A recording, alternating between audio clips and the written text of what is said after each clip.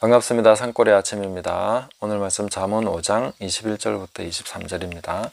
대저 사람의 길은 여호와의 눈앞에 있나니 그가 그 사람의 모든 길을 평탄하게 하시느니라. 악인은 자기의 악에 걸리며 그 죄의 줄에 매이나니 그는 훈계를 받지 아니함으로 말미암아 죽겠고 심히 미련함으로 말미암아 혼미하게 되느니라. 아멘. 자, 오늘은 이 말씀을 혼미함을 중심으로 한번 살펴보도록 하겠습니다. 혼미케 하는 영, 미혹의 영, 이런 표현들이 있는데, 우리가 영들이라고 하면은 굉장히 뭔가 영들이 주체적으로 또 이렇게 객체에 의해서 우리에게 뭔가 영향을 준다, 이렇게 생각을 하고 있는데, 그 객체로서 영향을 주는 것도 있지만은 우리 속에서 그런 것이 없으면 실제로 그런 영들이 우리에게 영향을 줄 수가 없습니다. 그래서 우리 안에 있는 그 영들에게 부합하는, 혼미케 하는 것과 부합하는 그런 내용들을 좀 파악을 하고 회개하고 버리게 되면, 쓰레기를 내다 버리고 나면 이 파리가 꼬이지 않는 것이죠. 그 냄새나고 그 꼬이게 하는 그 원인 물질이 있기 때문에 파리나 나쁜 것들이 오게 되는 거죠. 그것을 제거하는 작업이 우리에게 굉장히 중요하다 하는 것을 늘 생각을 해야 되겠습니다. 그럼 혼미함은 어디서 오는가? 심히 미련함으로 말미암아 혼미하게 된다 했습니다. 심히 미련함. 잠언은 계속 후반부로 갈수록 사람을 뚜렷하게 구분하기 시작합니다. 그래서 이 어리석은 것을 계속하면 미련해지는 것입니다. 미련한 자가 끊임없이 악을 행하면서 어리석은 것을 계속하면 이제 악인이 되는 거죠. 그 악인이 더 계속 악을 행하게 되면 사악한 자가 되는 거죠.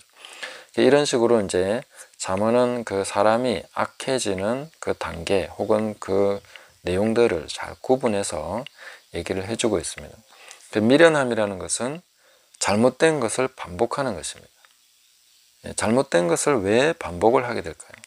미련함이라는 단어를 조금 더 살펴보면 이게 어리석다 하는 내용인데, 그 어리석음이 좀 무례하다, 뭔가 좀 가볍다, 거칠다, 이런 표현이 들어있는 내용입니다. 그렇기 때문에 이 미련함이라는 것은 가벼움에서 온다, 깊이가 얕음에서 온다, 이렇게 볼 수 있습니다. 그러니까 악을 행하면서도 그 깊은 통찰이 없고, 회개를 하면서도 깊은 회개가 없고, 진리를 알아도 깊이 알지 못하고 피상적으로 알고 가볍게 알고, 그렇기 때문에 이 똑같은 것을 계속 반복하는 일이 생긴다는 것입니다. 우리가 잘못된 죄를 계속 반복하는 것은 깊이 제대로 알지 못하기 때문입니다.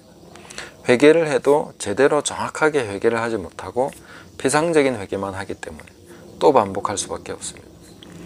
알아도 깨달아도 피상적으로 깨닫고 그냥 얕은 지식을 가지고 있기 때문에 계속 똑같은 것을 반복하는 일을 하게 되는 거죠. 그런 것으로 말미암아 혼미하게 된다.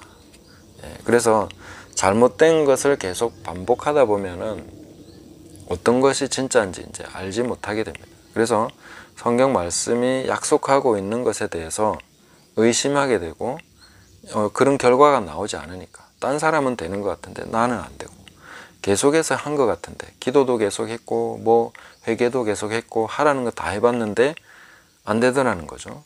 거기에서 혼미함이 오는 것입니다. 이제 뭐가 뭔지 모르겠다, 맞는 게 뭔지 모르겠다, 성경을 믿어야 될지 하나님 믿어야 될지 모르겠다, 이런 식으로 혼미해져 버리는 것입니다. 그래서 그 악인은 자기의 악에 걸린다, 죄인은 죄의 줄에 매인다, 이렇게 말씀하고 있습니다. 자기가 악을 행하고 거기에 또 매이고 또 걸리고 거기에 계속 얽혀 들어가는 반복적인 그런 일들을 통해서 마침내는 혼미하게 되어버려서 이제는 믿음을 잃어버리게 되는, 진리를 잃어버리게 되는 그런 단계로 가게 된다 하는 것입니다. 여기에 대한 어떤 해결책이 있겠습니까? 흔히 우리가 이런 것을 해결하기 위해서 자꾸만 사람들은 새로운 정보를 찾습니다.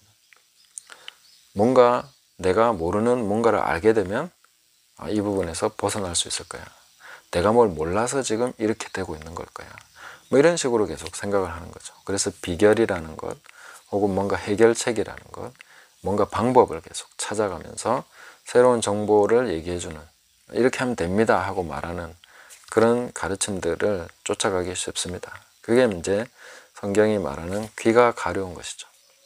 뭔가 내가 간지럽고 이걸 좀 시원하게 해주는 속 시원한 그런 말씀이 없을까 하는 겁니다. 그런 식으로 계속 가다 보면은 걸리고 혼미해진다 하는 것입니다.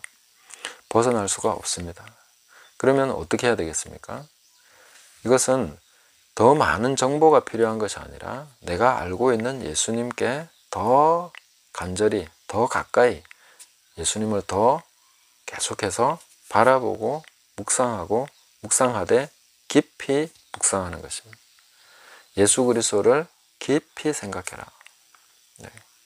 히브리서 말씀처럼 또 예수님을 계속 따라가되 끝까지 믿음 유저에 온전케 하시는 예수님을 바라보고 그분께로 계속 가야 되는데, 우리가 예수님을 바라보면서 갈 때에 영문 밖으로 그에게로 나가자, 이렇게 히브리서가 말씀하고 있는데, 그것은 이 영문 밖에 나가는 것은 그 십자가를 지고 능력을 지고 가는 것입니다. 자기를 부인하고 자기 십자가를 지고, 이것은 자기의 능력, 치욕, 수욕, 그것을 짊어지고 예수님을 따라간다는 것입니다. 그래서 우리가 더 많은 것을 알아야 되는 것이 아니라 이미 알고 계신 예수님을 깊이 묵상하고 그 예수님을 더 알아가는 것입니다. 그리고 그 예수님 때문에 수치와 모욕을 당하는 것입니다. 예수님 때문에 내가 당해야 됩니다. 그것을 기쁘게 여길 줄 아는 사람이 진정으로 뭔가를 아는 사람입니다. 예수님 때문에 뭘 이렇게 당하고 뺏기고 그런 일이 생기는데 그것 때문에 슬프고 우울하다면 모르는 것입니다. 굉장히 비상적으로 알고 계신 것입니다. 제대로 깊이 알게 되면은 예수님이 그 이름 때문에 내가 당하게 되는 수많은 어떤 어려움과 불합리함과 억울한 일과 이렇게 욕을 당하는 그런 일이 생긴다면은 그것은 너무나 기쁘고 영광스러운 것이죠. 제대로 알면 그렇게 되는 것입니다. 그래서 우리가 새로운 정보를 자꾸 알아야 되는 것이 아니라 이미 알고 계신 예수님을 더 깊이 묵상하시고 실제로 그 예수님을 따라가면서 수치와 능욕을 지고 주님을 따라가는 것, 이것이 계속되면 우리는 올바른 길로 가게 됩니다. 그래서 21절에 대저 사람의 길은 여호와의 눈앞에 있나니 라고 하셨는데, 여호와의 눈앞에 우리의 길이 다 있습니다. 우리가 어디로 가는지 어디로 따라가고 있는지 주님은 보고 계십니다. 내 길에 주목하고 계신다는 거죠. 내가 좁은 길로 가고 있는지 넓은 길로 가고 있는지 그 길에 주목하고 계십니다. 계속해서 우리는 좁은 길로 가면 됩니다. 많은 사람들이 선택하는, 수많은 사람들이 칭찬하고 수많은 사람들이 그렇게 가고 있는 그 길이 아니라 예수님 따라가는 그 좁은 길, 수치와 모욕을 당하는 길로, 내 눈에 들보를 먼저 보는 길로 계속 우리가 가게 된다면 우리의 길이 여호와의 눈앞에 있습니다. 그가 그 사람의 모든 길을 평탄하게 하시느니라. 그 1번 각주를 보시면 밑에 보시면 헤아리시느니라. 자, 이렇게 문맥을 보면은 헤아리신다고 보는 것이 더 맞겠죠. 눈앞에 있는 모든 길을 하나님께서 헤아리고 계신다.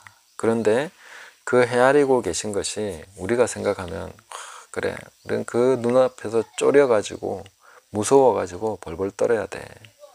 네, 물론 그것도 하나의 우리가 가져야 되는 관점입니다. 그러나 두렵고 떨리기만 한 것이 아니라 그 하나님의 눈에는 긍휼이 풍성하십니다. 은혜가 풍성하십니다. 하나님은 사랑이십니다. 우리를 향해서 그 큰 사랑을 가지고 보고 계신다 하는 것입니다. 그런데 그냥 나 자신만 덩그러니 놓고 광야에 혼자 있는데 하나님의 눈 이렇게 있는 게 아닙니다. 우리가 있는 하나님과 우리 사이에 누가 계십니까?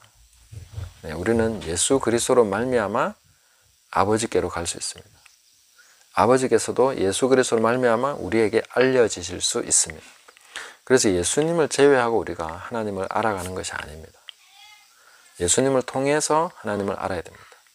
예수님이 길이고 진리요 생명이신데 예수님으로 말미암지 않고는 아버지께로 올 자가 없다.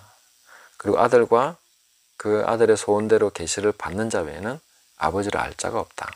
그러면 우리가 아버지께서 우리에게 알려지시는 것은 그 아들의 소원입니다. 아들을 통해서, 아들의 간구와 기도를 통해서 그 아들의 전체 존재를 통해서 우리에게 알려지시는 것이죠.